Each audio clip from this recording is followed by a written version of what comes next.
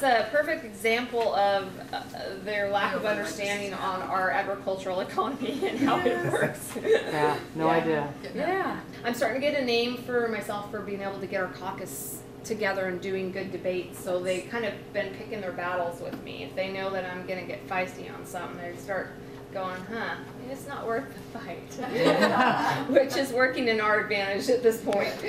Well, good. You guys, what I love is you guys are principled and you have your foundation, your core beliefs, and it makes it really easy for myself that has those similar core principles to be able to represent you. I would say the cooperation between the D's and the R's and Senate hasn't been as good this year as it was last year. The governor, I think, did us a great disservice by jumping on the gay marriage. The death penalty comes out, and now we got demand for abortion insurance on all insurance policies. Marijuana, of course, is going to be there, and medical marijuana. All distractions, and really we're here for the budget.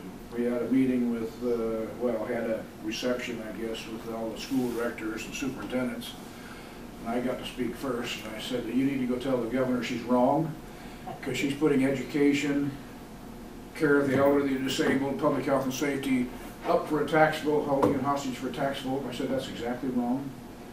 Those are core functions of government. You need to fund them first, and then if you want to fund the Puget Sound Partnership or National Scenic Area of the Columbia River or WWRP, any of those things, put those up on the ballot and see if the people support them. Because she's a big box. If those go on the ballot as it is now, and or as she wants, and it's turned down, what's her option? She doesn't have any.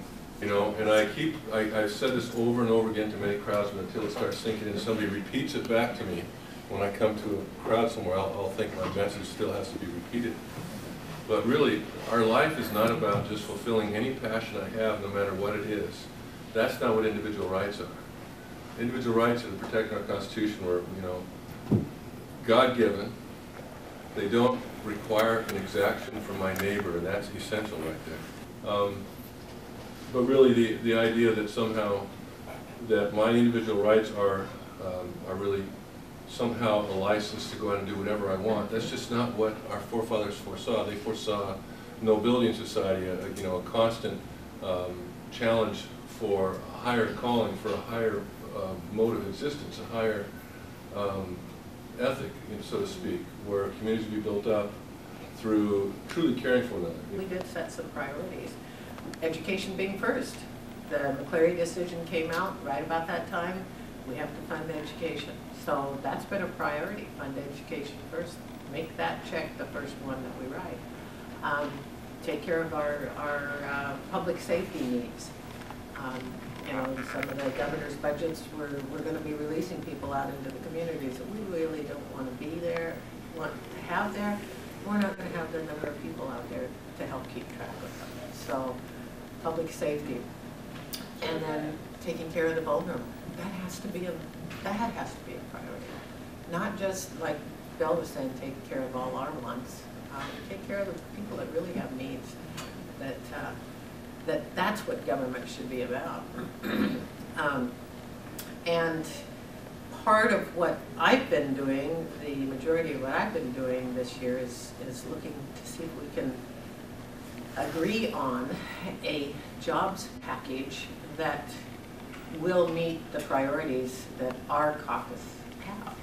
We're lucky to have this man because I tell you, he's our guru when it comes to agriculture. And as we know, agriculture contributes almost $8 billion to the economy of the state. 38. And so we often find ourselves turning to Bruce when we have ag bills come up. We just had one on spray, drift, and I think that's dead and buried and resting in peace. And blew away, I hope. Yeah, Norm's right. One of the strengths of Central Washington is that we do work together. Even as people have changed, the team has stayed cohesive, and I think it has it's what gives us all an opportunity to have an impact here, actually. Anyway, it's nice to see you all, to say the least. And as I said, congratulations on, I think to all of you for passing your levies and those kinds of things. So we do have some challenges in funding for projects that are needed. We've had the nickel in 2003, I think, and the TPA in 2005, and those projects are, most of them are done, or they're on their way to being done, and there's still a few that need to be completed, or started and completed. The one bill had to do with biometrics on driver's license, and so when you go in to get a driver's license and have it renewed, they're going to take your picture and run it through the system, and they can tell whether you've had multiple driver's licenses issued in your name. We've had testimony from State Patrol where they've stopped individuals that had 4, 5, or 6 driver's licenses with their picture on it, but a different name and address. Wow. The other concern is that, and we had an amendment to this that would allow that information from Department of Licensing to go to State Patrol and to go to DSHS. And it would stop an individual from being able to go into DSHS 5 or 6 times with different driver's licenses as their identity and signing up for benefits, same benefits 5 or 6 times. A package, but we had a bill that would have required any business that had 5 or more employees to provide a day of sick leave, paid day of sick leave for every 5 days, excuse me, for every 40 days that you work. If you had a business that was larger, and I don't know the definition of larger, it changed it to 1 every 30 days. So you're talking about a large company, and I don't know whether it was 30 days of work or not, but it's still, you're talking about a lot of days of sick leave on businesses that, you know, are just hanging on by the skin of their teeth.